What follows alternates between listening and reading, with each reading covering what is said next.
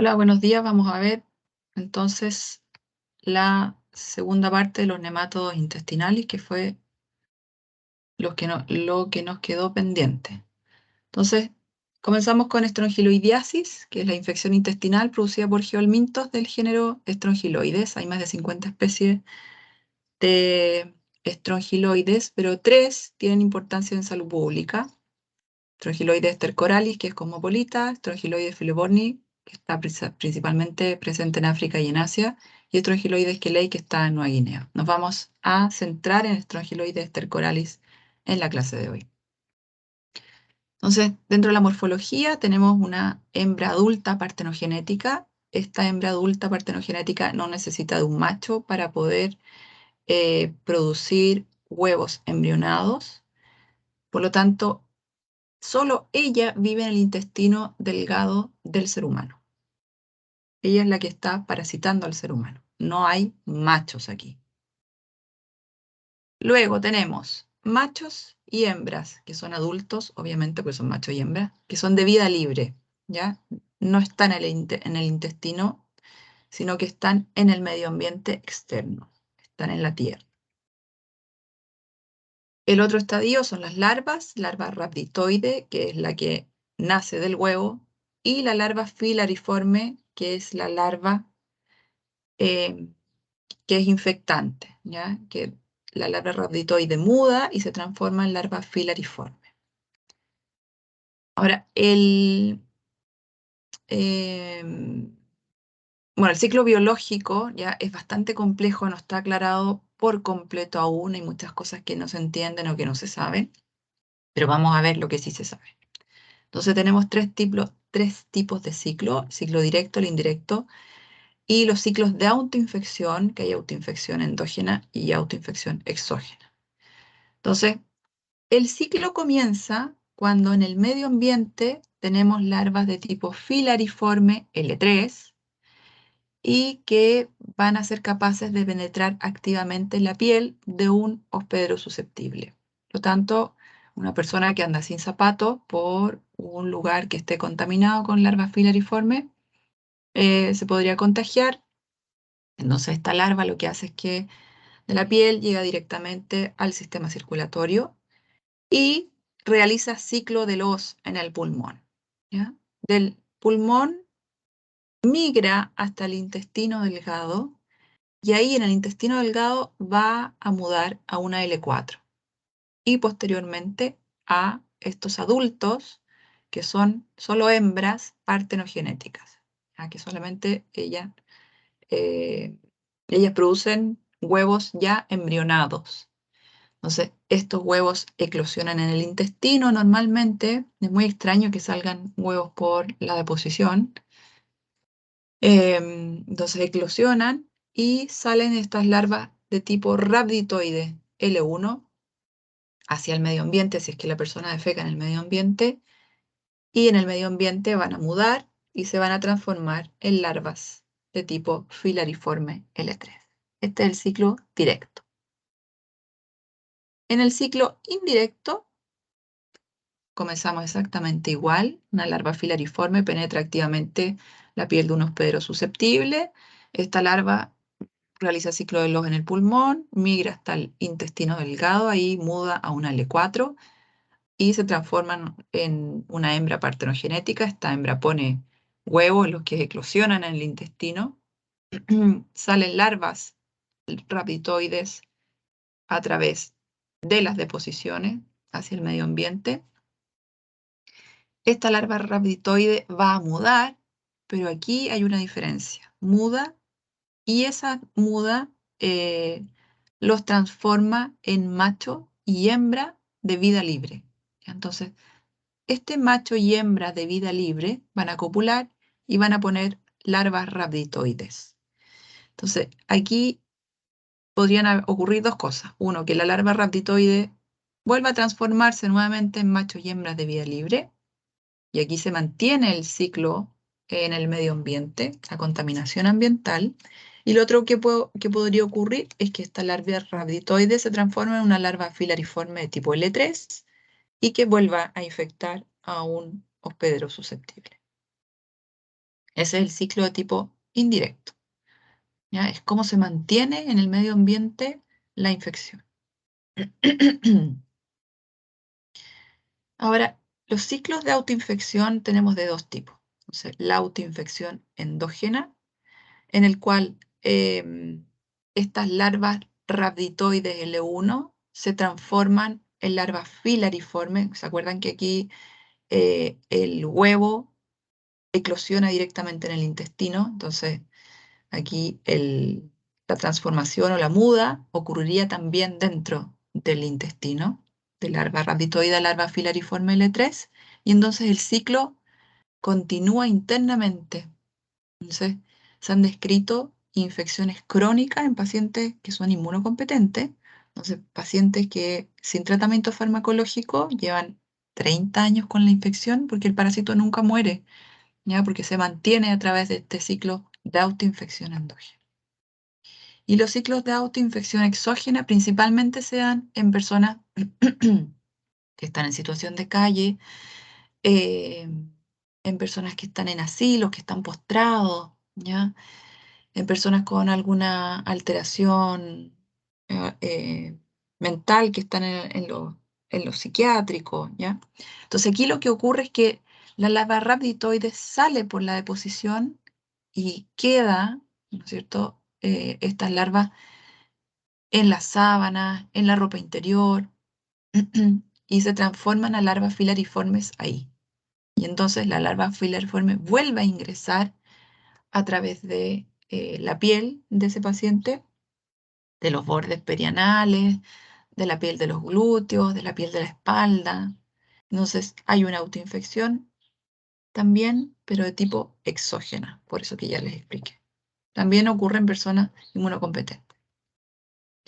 En cuanto a la epidemiología, bueno, tiene prevalencia elevada en lugares rurales de países tropicales y se da de forma esporádica y en focos en zonas en los cuales existe clima templado. El periodo prepatente aproximadamente un mes y las mayores tasas de infección se dan en hogares de menores y ancianos, en hospitales psiquiátricos. De hecho, en Chile, los estudios que se han hecho en estrongiloideasis los han hecho en el Peral, por ejemplo, que es un hospital psiquiátrico que está en Santiago, y que han encontrado hasta un 12% de prevalencia en los pacientes y además estudiaron el suelo del patio, digamos, la tierra del patio de estos hospitales y encontraron que estaba contaminado con las larvas filariformes, ¿ya? Es una parasitosis oportunista en pacientes con VIH-Sida. Entonces, esto es algo muy importante a tener en cuenta, ¿ya? En cuanto a la patogenia y la clínica, yo les contaba que, bueno, en inmunocompetentes se han descrito infecciones de más de 30 años por estos ciclos de autoinfección. Más del 50% de las infecciones son asintomáticas y autolimitadas, ¿ya?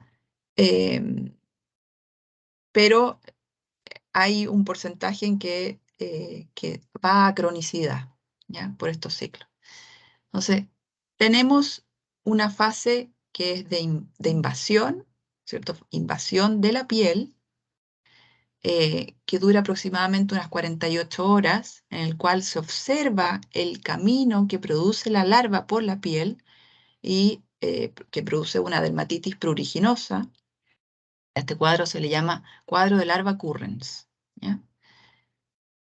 Además, posterior a esto, se da un cuadro de invasión pulmonar, ¿cierto? Porque el paso de las larvas a través del pulmón van a producir hemorragia, exudado, inflamación local, bronconeumonía, y en la forma aguda va a haber tos, irritación traqueal, bronquitis, y en la forma crónica se ha visto que producen crisis de asma de tipo recurrente.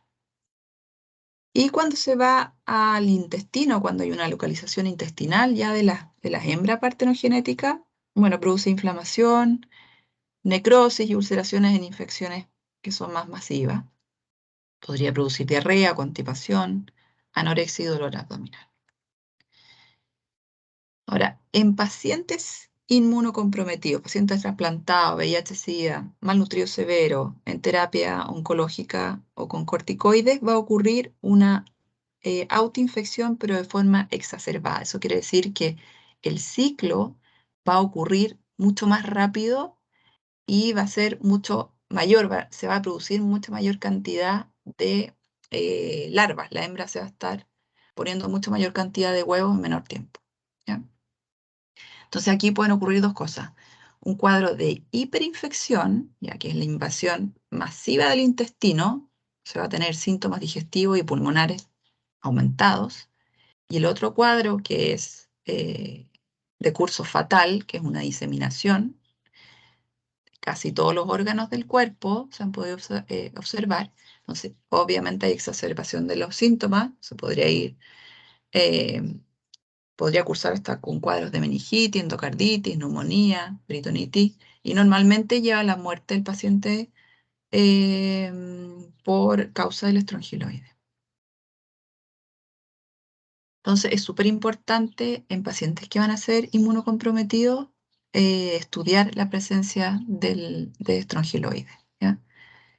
Y en aquellos pacientes que presenten eosinofilia moderada, con o sin sintomatología abdominal, bueno, obviamente mucho mayor en aquellos que presentan la sintomatología abdominal, estudiar también estrongiloides, es importante.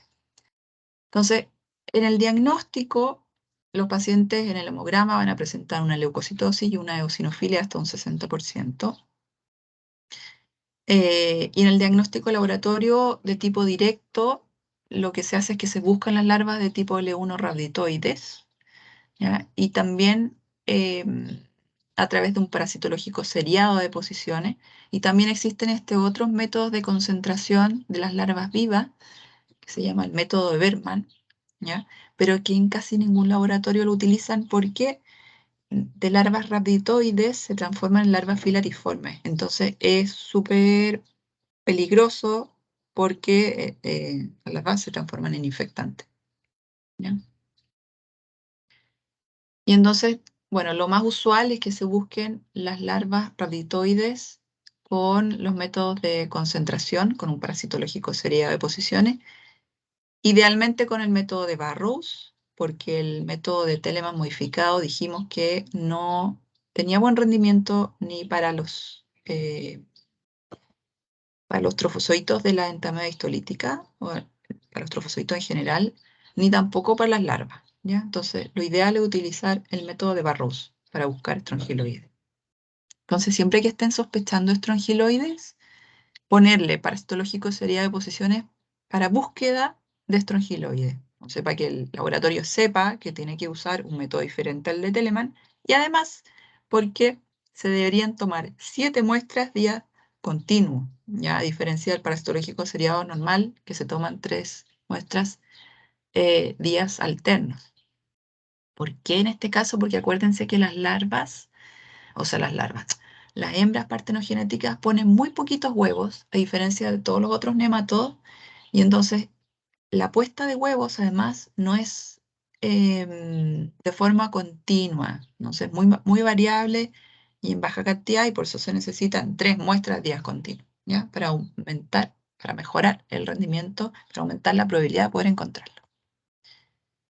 Existen ELISA y Western blot que principalmente están disponibles en el Instituto de Salud Pública, pero la sensibilidad no es muy buena, entre un 85 y un 90%, y además tiene reacciones cruzadas con otros parásitos como la filaria o la esquistosomiasis. Y además un resultado positivo significa que tiene anticuerpos, porque en algún momento, que se busca en IgG normalmente, entonces estuvo o está en contacto con el parásito, pero no necesariamente que en ese momento está con la infección activa, ¿ya? El tratamiento es la ivermectina. Aquí ya no utilizamos albendazol ni mebendazol, porque se ha visto que no son efectivos. Y cuando no hay ivermectina se podría eventualmente utilizar tiabendazol, ¿ya? Cuando no hay ivermectina, cuando no hay respuesta a la ivermectina también. Aunque el tiabendazol se ha visto que no es tan efectivo como la ivermectina.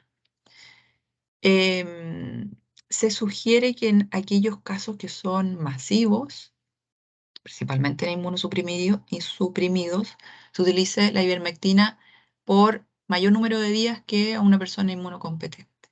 ¿ya? Y siempre comprobar la cura parasitológica con controles hasta 90 días después de terminar el tratamiento. Cuanto a la profilaxis, bueno, uso de calzado, lamentablemente, no podemos andar sin zapatos en cualquier lugar, ¿ya? Ahora, no es solo andar sin zapatos, porque también hay personas que se han contagiado, por ejemplo, al estar sin polera, acostado en el suelo de un lugar que está contaminado, las larvas ingresan por la espalda. ¿Ya? Se ojo con eso. Tratamiento y manejo de las deposiciones. Utilizar guantes para el tratamiento y manejo de las deposiciones. Recuerdo el caso de una monjita que venía, no recuerdo si de Indonesia o de algún país del sudeste asiático, y ella trabajaba en un hospital de pacientes inmunocomprometidos, y entonces lavaba las sábanas de esos pacientes y los lavaba sin guantes. Entonces muchas veces las sábanas tenían deposiciones y ella llegó con un cuadro de estrongiloidiasis. Todos los pacientes que van a ser sometidos a inmunosupresión, que tienen alguna enfermedad que los pueda predisponer, y además la presencia de eosinofilia se debe evaluar para la presencia del estrongilo. Anquilostomiasis o uncinariasis. Es la infección intestinal producida por nematodos, estos son hematófagos igual que el tricuris, ¿ya? Del género Necator americanus y Anquilostoma duodenal. Existen unas uncinarias que son de animales, de perros y gatos principalmente, el Anquilostoma brasilensis, el Anquilostoma caninum y la uncinaria stenocéfala, en el cual nosotros somos, pero accidentales y aberrantes, y entonces nos infectamos, la larva penetra a través de la piel y produce un cuadro de larva migrante cutánea. Pero el sistema inmune de los seres humanos es capaz de eliminar la larva, o sea, la larva muere ahí. No migra a ninguna otra parte más. En cuanto a la morfología de las uncinarias, bueno, son eh, parásitos hematófagos, por lo tanto, a pesar de que tienen un color blanquecino, cuando han ingerido sangre se les ve el color de color rojo el intestino, ¿ya? Tienen forma de gancho, entonces se le denomina hookworm en inglés, gusano ganchudo. Y la característica principal que tienen es que tienen una cápsula bucal súper desarrollada.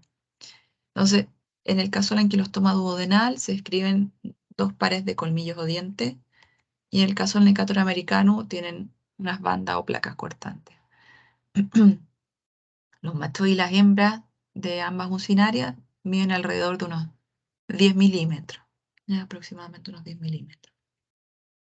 También presentan larvas de la larva rapitoide, del huevo, quiero decir, sale la larva rapitoide L1 y está muda y se transforma en una larva L3 filariforme, que es la infectante. Y en cuanto a los huevos, porque aquí sí que la cópula entre el macho y la hembra produce huevos y los huevos sí salen por las deposiciones, a diferencia del estrongiloide. Estos huevos no permiten distinguir entre especies. Entonces, normalmente lo que se hace es que en el informe se escriben como Uncinaria sp, ¿ya? Ni siquiera con género. En cuanto al ciclo biológico, el ciclo comienza cuando una larva filariforme L3 penetra activamente la piel de un hospedero susceptible, principalmente los pies, cuando las personas andan descalzas en un lugar contaminado. Y entonces la larva llega a circulación sanguínea, migra, hace ciclo de Loos por los pulmones, vuelve al intestino. Aquí se transforman en macho y hembra, ¿ya? Copulan y producen huevos. Los huevos salen por las deposiciones. Entonces, si la persona defeca en el medio ambiente, ese huevo sale por la deposición, madura en el medio ambiente de un geominto y se transforma en una larva rapitoide, y la larva rapitoide muda hasta una larva filariforme, que es la infectante. O sea, el ciclo se cierra cuando esta larva vuelve a penetrar la piel de un hospedero susceptible. Bueno, esta es una geolmintiasis altamente distribuida por el mundo, principalmente en países tropicales y subtropicales. Necator americanus ha visto que es el de mayor prevalencia. No existen datos actuales en Chile, pero fíjense que entre los años 20 y 40 hubo prevalencias de hasta un 70% en las minas de carbón de Lota, en Coronel, ¿ya? Entonces, de hecho se le denominaba la anemia del minero, que recuerden que este parásito es hematófago, cada uno es capaz de ingerir aproximadamente unos 500 microlitros de sangre desde el intestino. Y entonces, en aquellos pacientes que no están suficientemente nutridos, es capaz de producir una anemia tipo ferropénica, ¿ya? Está asociado a personas que trabajan la tierra, jardineros o agricultores, también a niños, porque son los que tienen más contacto con la tierra. Eh, pero las personas que trabajan con la tierra tienen que tener asociado alguna condición socioeconómica o sociocultural deficiente, ¿ya? Porque aquí recuerden que el ciclo lo mantienen las personas. Entonces, en las minas de carbón, por ejemplo, se dan todos los elementos como para que el ciclo no se acabase nunca, porque los mineros defecaban dentro de las minas. En las minas, yo no sé si alguna vez ustedes han ido a una mina de carbón, pero por ejemplo en el Chiflón del Diablo, que está ahí en Lota, adentro es súper húmedo y es muy caluroso. Y entonces se dan las condiciones ideales como para que los huevos maduren y se transformen luego de larva raditoide a larva filariforme, ¿ya? Y continúa el ciclo. Además, los mineros, acuérdense que no usaban zapatos, normalmente usaban UJ, ¿ya? En cuanto a la patogenia y la clínica, aquí también tenemos una fase de invasión, que es la invasión, quiero decir, por la piel. Se ocurre estos cuadros de dermatitis, que hay eritema, edema. Las lesiones son súper pruriginosas, que puede también infectarse de forma secundaria con alguna bacteria, no Streptococcus pyogenes o Staphylococcus aureus. Y se ha visto que este recorrido, que también produce este cuadro de migración cutánea, dura entre 1 o 2 semanas. Este cuadro es un poco mayor de duración que el del estrongiloides, que se ha visto que dura 48 horas, ¿ya? Posterior a esto tenemos la fase de migración pulmonar. Aquí también hay síndrome de Loeffler, perdón, em, pero no es tan frecuente como en las cariasis, por ejemplo, ¿ya? Y probablemente tiene que ver con el tamaño de las larvas. Em, Este síndrome de Loeffler va a durar aproximadamente 1 semana y va a ceder sin tratamiento. Y tenemos luego una fase de localización intestinal, en que hay inflamación de la mucosa, eosinofilia, hemorragia intestinal, en los casos más graves, porque piensen que el parásito produce sustancias anticoagulantes y entonces se va adhiriendo a la mucosa, produce estas sustancias anticoagulantes, se mueve de un lugar a otro y entonces va dejando hemorragias, pequeñas microhemorragias, y también va a producir la anemia por la ingestión de la sangre. En los pacientes podrían presentar una dispepsia, anorexia, dolor epigástrico, náusea, melena, ¿ya? Y también se ha visto que estos pacientes les dan cuadros de geofagia, sienten la necesidad de comer tierra. Entonces, en la patogenia, bueno, la anemia es la principal manifestación, principalmente en las infecciones moderadas, ¿ya? Porque en las infecciones que son infecciones leves o que los pacientes están bien nutridos, no hay no se produce la anemia, digamos, ¿ya? En infecciones crónicas graves en niños hay retraso del crecimiento y esto también le afecta em,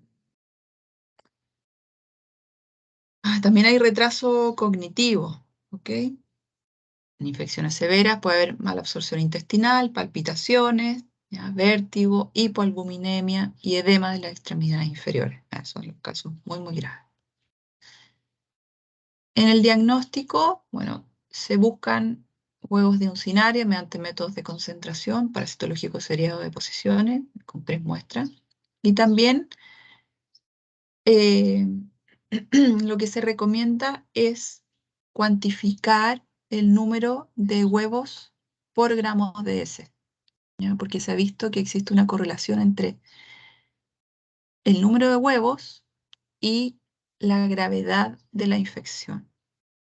Entonces, no sé, más de 4.000 huevos por gramos de heces ya se considera una infección masiva o grave. Y también existen los coprocultivos, que lo que permite identificar entre un Necator americano y Necator americano y Ankylostoma duodenal, ¿ya? Pero esto en realidad es más bien de tipo epidemiológico, tiene importancia epidemiológica y no para el tratamiento, porque el tratamiento va a ser exactamente el mismo, independiente de la especie de la larva, ¿ya? Y otros exámenes que se pueden hacer, bueno, el hemograma obviamente, y la sangre oculta, en ese es cuando son infecciones muy, muy leves. Tratamiento con benzimiazólicos y el pamato de Pirantel también es efectivo. Cuando son casos muy graves, cuando la concentración de la hemoglobina está muy baja, podría darse concentrado de glóbulos rojos, ¿cierto? En caso extremo, y cuando hay anemia, tratamiento de la anemia con sulfato ferroso. Obviamente, aparte del antiparasitario, porque si se sigue estando el parásito ahí, continúa la anemia, ¿no? Profilaxia, evitar contaminación fecal del suelo, educación sanitaria, programa de saneamiento básico de agua, alcantarillado, instalación de letrina en áreas rurales, uso de zapatos, tratamiento de los casos positivos y aún está en desarrollo una vacuna antinecator americano. Hasta hace algunos años estaba en fase 1. Me imagino que ha ido aumentando en las fases de los estudios clínicos, ¿ya? Pero aún no está disponible esta vacuna antinecator americano.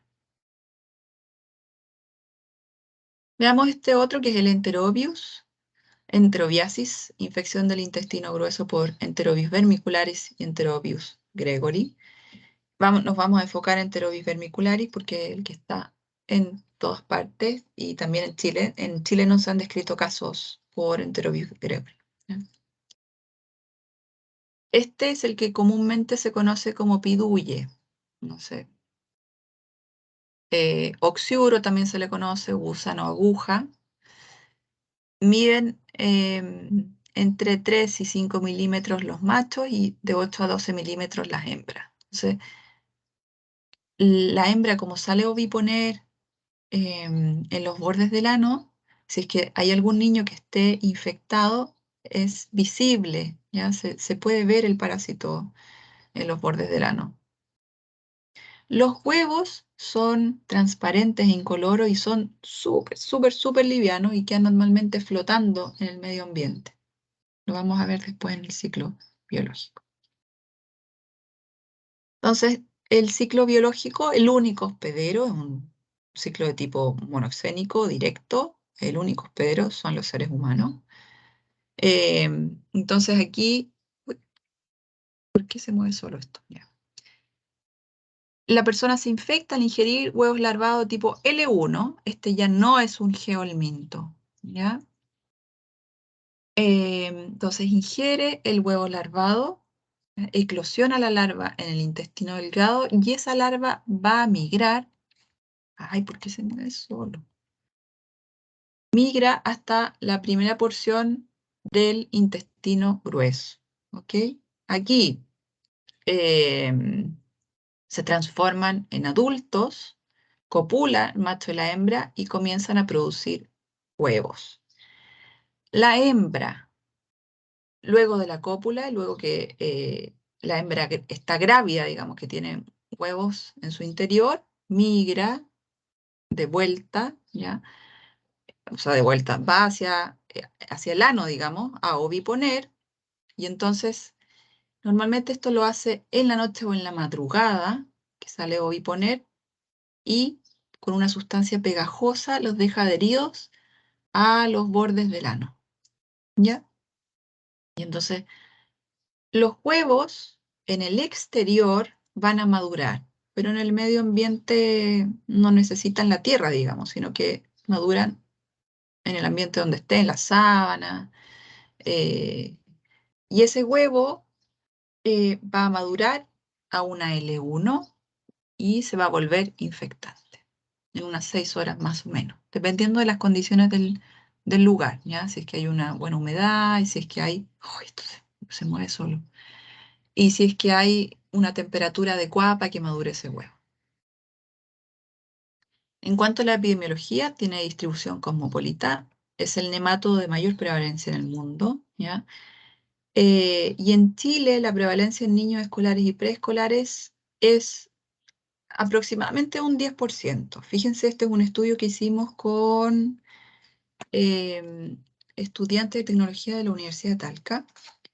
Y entonces, cada año, cada corte, digámoslo así, tenía que evaluar 100 muestras. Entonces, de esas 100 muestras, cada estudiante hicimos desde los años 80 hasta el 2008 más o menos, eh, pudimos evaluar las diferentes parasitosis presentes en niños escolares y preescolares. Y entonces, fíjense ustedes que en los años 80, veamos alguno que hayamos visto. El Ascaris lumbricoides tiene una alta prevalencia y un mayor número de casos y van disminuyendo con los años, con las mejoras sanitarias, con las mejoras en mejor acceso al agua potable, mejor acceso a sanidad, etc. Pero fíjense en Enterobius vermicularis. ¿Qué pasa con Enterobius vermicularis? Se mantienen en el tiempo. ¿Por qué? Porque el ciclo biológico es diferente al de los otros nematos o el de las tenias, por ejemplo. Y entonces, como esta es una contaminación ambiental y que solo está el ser humano, eh, solo incluye al ser humano, digamos, las prevalencias se mantienen desde los años 80 hasta los años 2000 y hasta ahora también. No sé, bueno, se presenta en grupos de personas, principalmente en familias, en personas que viven en asilos, en internados, en jardines infantiles. El hábitat, ya lo vimos, el intestino grueso, el periodo prepatente entre 35 y 70 días, y el periodo de transmisibilidad mientras las hembras grávidas salgan a oviponer y expulsen huevos. ¿Ya? Los mecanismos de transmisión son la ingestión de huevos larvados. Entonces piensen ustedes que hay un niño que está infectado, esa hembra sale a oviponer, deja los huevos adheridos en los bordes perianales. Entonces, luego esa secreción que produce la hembra se seca y los huevos, como son súper livianos, entonces al barrer, la persona que barre la pieza o que hace la cama, entonces hace que esos huevos vuelen por la pieza y se produzca una contaminación ambiental del lugar, ¿ya? Produciendo infección en los demás integrantes del núcleo familiar. Y aquí también tenemos mecanismos de autoinfección, principalmente por el ciclo ano-mano-boca en los niños. Y también se ha visto que hay veces en que hay eclosión de los huevos larvados en el intestino, ¿ya? Habría una retroinfección. La forma infectante es un huevo larvado con una L1, entonces necesita un tiempo de maduración en el medio ambiente y el único reservorio es el ser humano. Cuanto a la patogenia y la clínica, la mayoría de las infecciones leves ya cursan de forma sintomática. Mm. Los síntomas más importantes son prurito anal y nasal, ¿ya? Se cree que son principalmente, bueno, por las sustancias secretadas y excretadas por el parásito. Los niños normalmente presentan irritabilidad, bruxismo, hiperactividad, que les pica, ¿cierto? Se sienten incómodos, entonces en las noches tampoco duermen bien. Como complicaciones se pueden presentar apendicitis, o sea que el parásito migre hacia el apéndice y se comience a reproducir ahí, haya mucha reproducción de este parásito en el apéndice con apendicitis. Y en mujeres y niñas también se ha visto que puede ocurrir una migración hacia la zona vulvar y vaginal, produciendo vulvovaginitis y en el peor de los casos salpingitis. Bueno, por eso se dice que los niños que son muy hiperactivos tienen PIDUYE, ¿ya? Que no paran de moverse. Como diagnóstico, tener el antecedente epidemiológico de prurito anal, nasal o vulvar, ¿ya? Y aquí el diagnóstico de laboratorio, que es de tipo directo, se realiza mediante el test de Graham. Aquí no se hace parasitológico seriado de posiciones porque tiene mal rendimiento, ¿ya? Entonces, y el test de Graham es lo que yo les contaba el otro día en clase, que son entre 5 y 7 portaobjetos que tienen adherido una cinta adhesiva, un scotch. Y entonces, cada día, por la mañana, sin bañar al niño, porque si lo bañan, le van a sacar todos los huevos y las hembras que tenía, sin poner crema, porque si no, no se va a ver absolutamente nada en el microscopio, y sin deposiciones, ¿ya? Ni talco tampoco. Y entonces, ese scotch se despega y se comienza a pegar en los bordes anales con el objetivo de poder pegar ahí los huevos y las hembras que haya.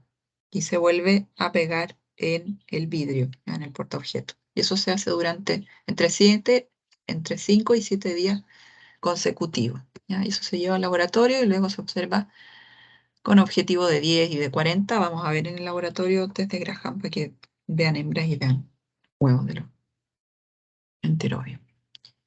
Y el otro diagnóstico que existe, que se recomienda principalmente para adultos, porque la toma de muestra con un scotch para uno mismo es súper incómodo, porque claro, tomar la muestra a un niño no es lo mismo que tomarse uno mismo, porque no va a estar pidiendo que alguien le tome la muestra, ya si es que es un adulto. Entonces, ¿qué se recomienda? El escobillado anal.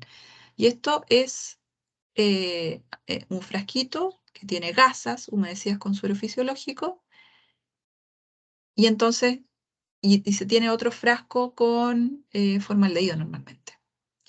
Y entonces se saca una gasa un día en la mañana, se hace una limpieza perianal y anal, y luego esa gasa se va poniendo en el otro frasco, ¿ya? Entonces así se juntan las 5 gasas de 5 días, eso se centrifuga y el sedimento se mira al microscopio. Y se ha visto que tiene buen rendimiento para el caso de los adultos, ¿ya?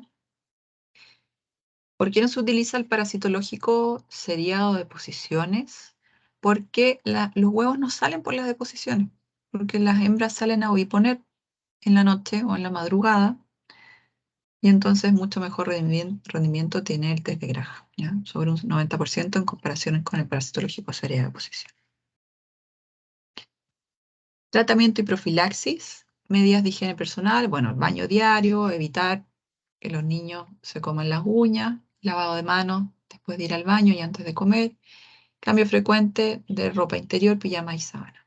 Y para poder eliminar este ambiente contaminado que tenemos con huevos, es importante lavar los juguetes con agua y jabón, lavar las sábanas, la ropa interior y los pijamas con agua sobre 55 grados. Eso mata tanto a los huevos como a las hembras. Entonces, lo ideal es en una lavadora con agua caliente. Si es que no hay lavadora con agua caliente, se pueden echar a hervir en una olla, ¿ya? O plancharlos, también sirve plancharlos. Y hacer un aseo en profundidad a la casa. Tratamiento farmacológico, idealmente a todo el grupo familiar, ¿ya? Es difícil que si existe alguien que esté contaminado, contagiado, los demás no se infecten. Entonces, se ha visto que Enterobius vermicularis es súper sensible en general a los fármacos antihelmínticos, entonces eh, la fensimidazol y albendazol, mebendazol, pero también pamo-atopirantel y también la piperacina. Se pueden utilizar sin problema. Y por último, en el caso de los nematos intestinales, vamos a ver las anisakiasis. Anisakiasis como en forma general, ¿ya? Porque son varios los géneros que producen esta zoonosis, ¿ya? Es una zoonosis accidental del tracto gastrointestinal por larvas de la familia Anisakidae, ¿ya? Entonces, son 4 géneros los que están involucrados, pero son los 2 más importantes, sobre todo en nuestro país, Pseudoterranova y Anisakis, ¿ya? Entonces, en la biología Bueno, tienen una longitud, las larvas, entre 18 y 36 milímetros. ¿Ya?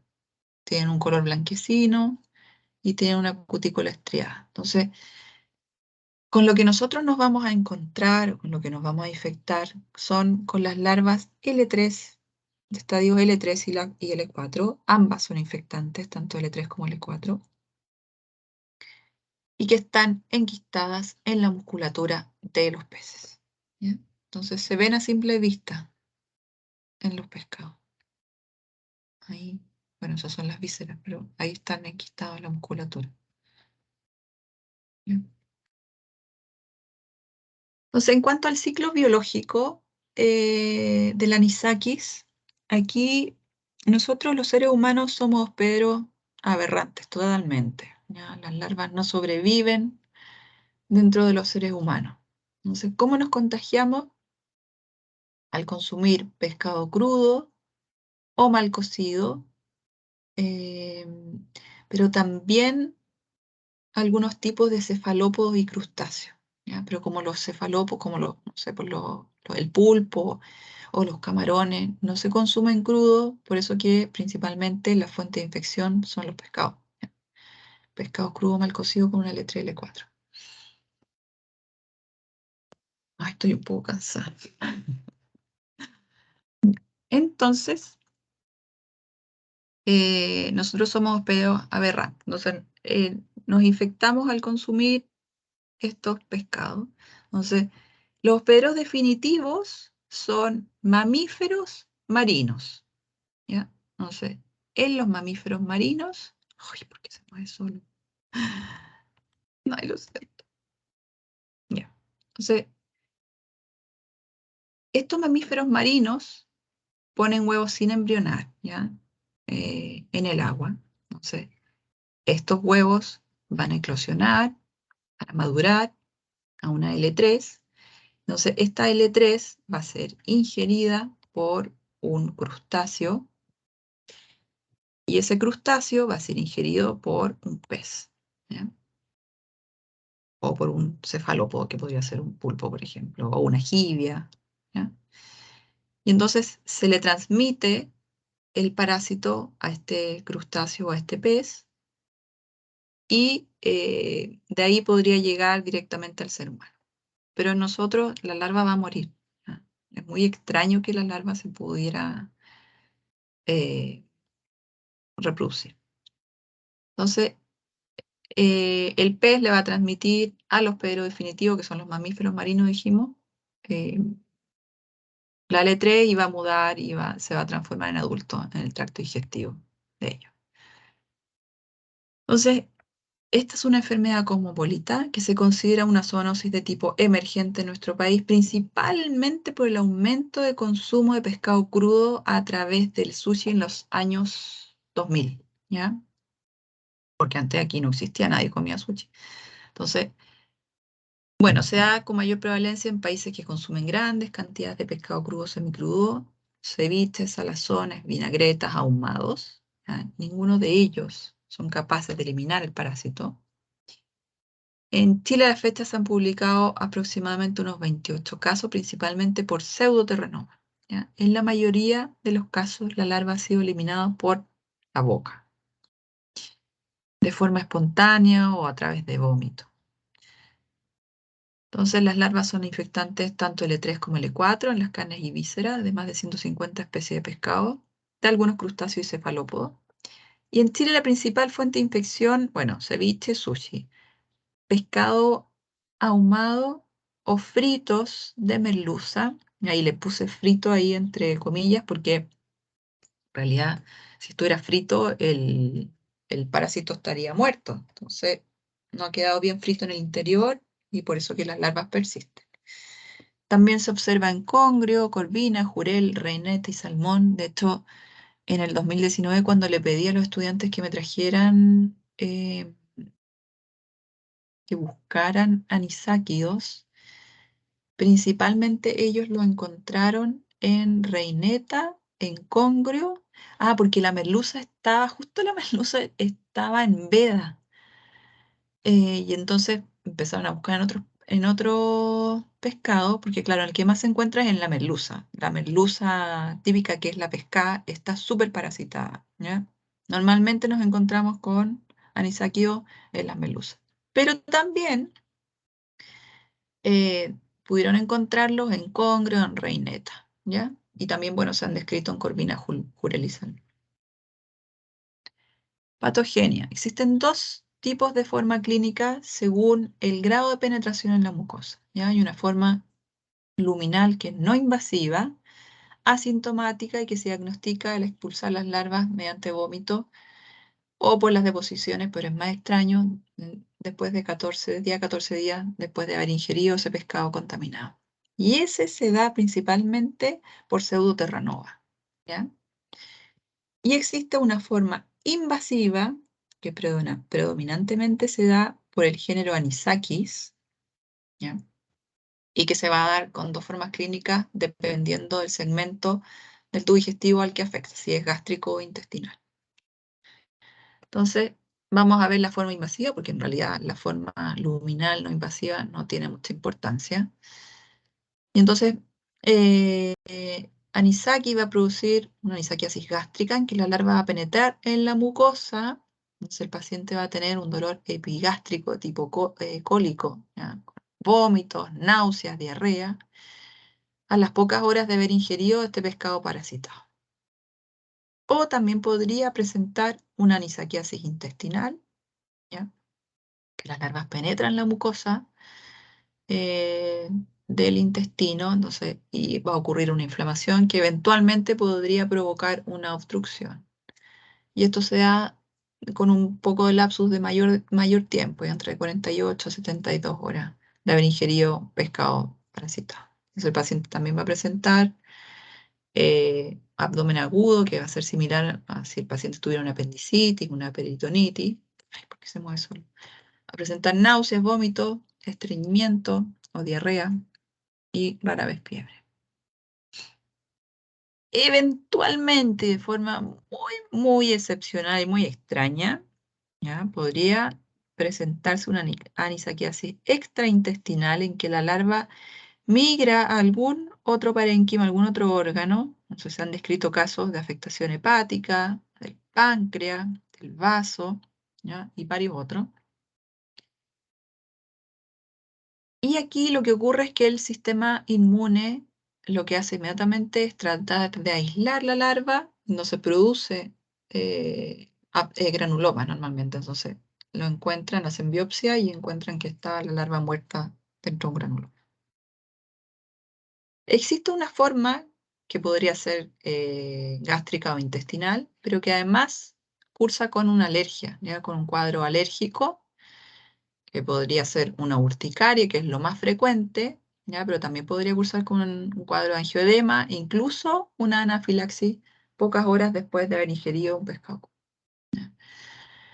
Ahora, se ha visto que los parásitos cuando están muertos, digamos, cuando está el pescado cocido, que no hay evidencia clínica realmente de que esos alergenos sigan, que sean termorresistentes, digamos, que si al consumir el pescado que esté contaminado con un parásito, pero ese parásito muere por calor, no persisten los alergenos, ¿ya? Sino que esto sería solo por cuando ocurre las anisakiasis, cuando el parásito está presente ya dentro del paciente, vivo. Diagnóstico. Bueno, antecedente epidemiológico de haber consumido pescado crudo. Aparición de cuadros de dolor abdominal de tipo agudo. Y aquí la confirmación diagnóstica se realiza mediante la identificación de la larva. O sea, acuérdense que en el caso de